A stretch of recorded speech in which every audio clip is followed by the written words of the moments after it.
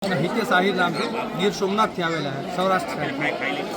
સારું અહીંયાનું ઘણી અહીંયા કચ્છની જે કલ્ચરી એક્ટિવિટી એ બી જોવા મળે અને ટ્રેડિશનલ ઘણી વસ્તુ શોપિંગ બી કરી શકીએ.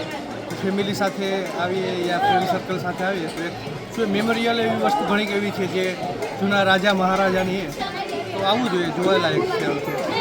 વ્હાઇટ રન જોયેલું છે ત્યાં બી સારું છે, આજથી 4-5 વર્ષ પહેલાં આવેલું.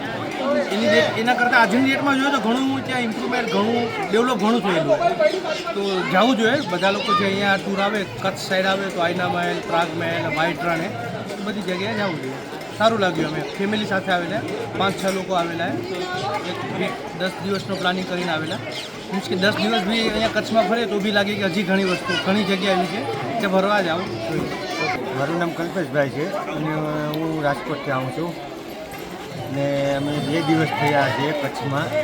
બહુ જ મજા આવી એમ. અહીંનું કલ્ચર, અહીંના માણસો, અહીંનું ટ્રેડિશનલ વસ્તુ બધી અમે જોઈએ, બધી મજા આવી એમ અને ફૂલ એન્જોય કર્યો.